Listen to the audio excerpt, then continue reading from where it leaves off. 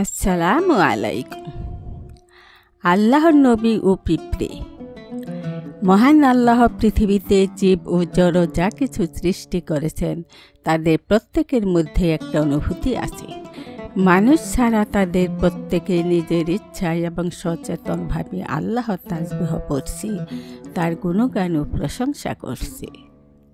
মানুষ চাইলে আল্লাহর গুণগান করতে পারে, আবার চাইলেও নাও করতে পারে। এই স্বাধীনতা মানুষকে দেয়া হয়েছে। তবে আল্লাহর গুণগান করলে মানুষের লাভ, আর আল্লাহর গুণগান না করলে মানুষের ক্ষতি। পশু পাখি কীট পতঙ্গ গাছপালা সবাই আল্লাহর তাসবিহ পড়ে, তার গুণগান করে। কোরআন মজিদে বলা হয়েছে, কিন্তু তাদের তাসবিহ পড়া এবং তাদের আল্লাহর গুণগান করা তোমরা বুঝতে পারো না। ছোট্ট একটা পিঁপড়েও আল্লাহর তাসবিহ পড়ে। এ সম্পর্কে হাদিসের একটা ঘটনা আজ তোমাদের শোনাব। দুটি প্রসিদ্ধ হাদিস গ্রন্থ বুখারী ও মুসলিমে ঘটনাটির কথা বলা হয়েছে। কয়েক হাজার বছর আগের একটা ঘটনা।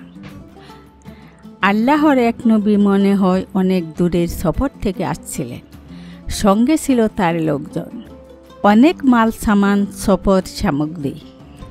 ছিলেন শ্রান্ত, ক্লান্ত, পরিশ্রান্ত। চাইলেন একটু বিশ্রাম ও আরাম করতে। একটা বড় গাছ দেখলেন, তার ছায়ায় নেমে পড়লেন। মাল সামান গাছের নিচে রেখে বিছানা পেতে শুয়ে পড়লেন তার ছায়ায়। সবে মাত্র চোখ বুজেছেন, এমন সময় কুট করে কামড় দিল একটা ডাসা পিঁপড়ে। তার কাঁচা ঘুম ভেঙে গেল। তিনি বিরক্ত হলেন, রেগে গেলেন খুব। খুব মানে অনেক বেশি। আল্লাহর নবী হলেও সবার মতো তিনিও মানুষ।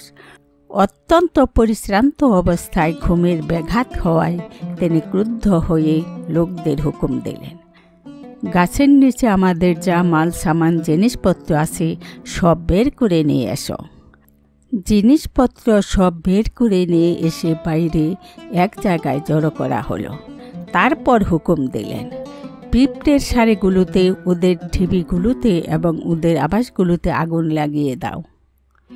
কাজেই শত শত হাজার হাজার পিঁপড়ে পুড়ে মারা গেল।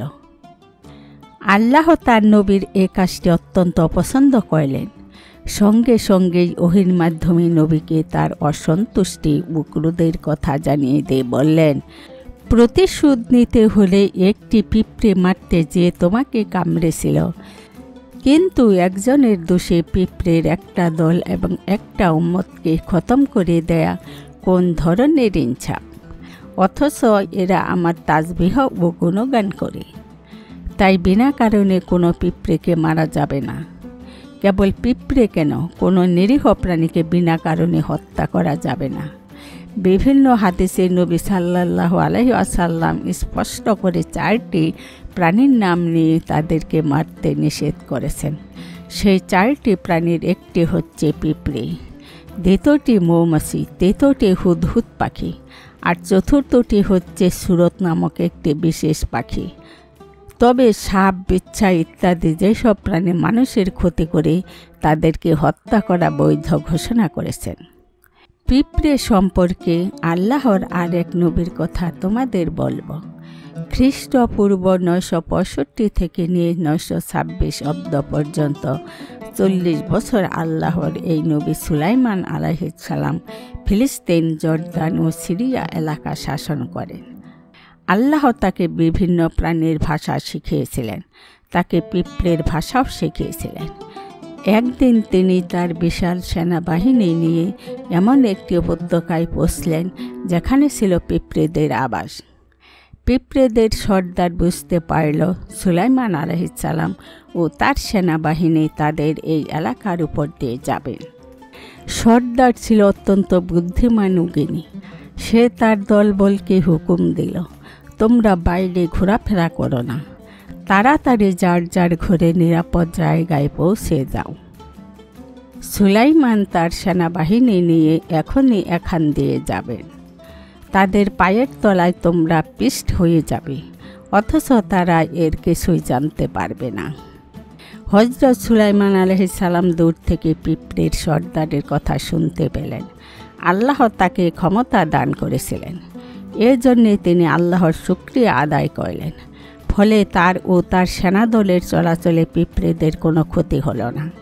তোমরা পিঁপড়েদের চলাচল করতে দেখেছ, তারা কেমন সুশৃঙ্খল ও সারিবদ্ধভাবে চলে। কোনো খাবার সংগ্রহ করলে খাবার নিয়ে তারা চলে একটা সুশিক্ষিত সেনাবাহিনীর মতো।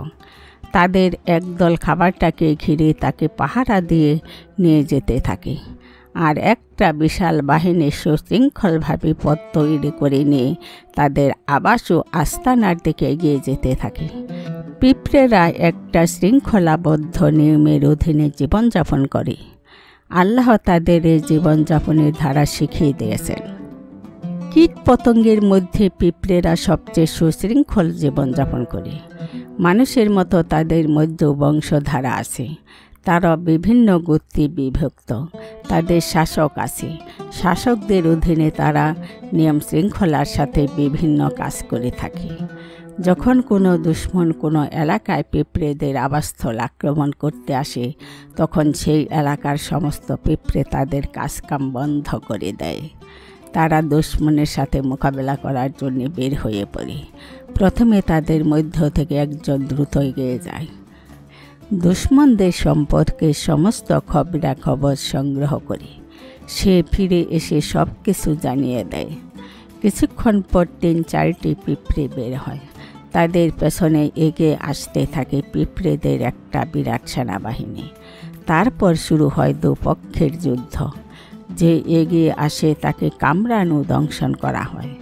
আসলে পিঁপড়ে ক্ষুদ্র একটা কীট হলেও বেশ বুদ্ধিমান প্রাণী। তারা বুঝে শুনে পরিকল্পনা করে কাজ করে। তারা আল্লাহর সৃষ্টি, আল্লাহর বান্দা এবং একটি পৃথক উম্মত। কেবল পিঁপড়ে বা কেন প্রাণীর জগতের সকল সৃষ্টি এক একটি পৃথক উম্মত রূপে বিরাজ করছে। তাই মহান আল্লাহ রাব্বুল আলামিন কোরআনে বলেছেন, জমিনে চলে বেড়ায় এমন কোনো প্রাণী এবং আকাশে 2 ডানা মেলে উড়ে বেড়ায় এমন কোনো পাখি নেই যারা নয় তোমাদের মতো একটা উম্মত। তাই সমস্ত জীবের প্রতি আমাদের সদয় ও দায়িত্বশীল ব্যবহার করা উচিত। আসসালামু আলাইকুম।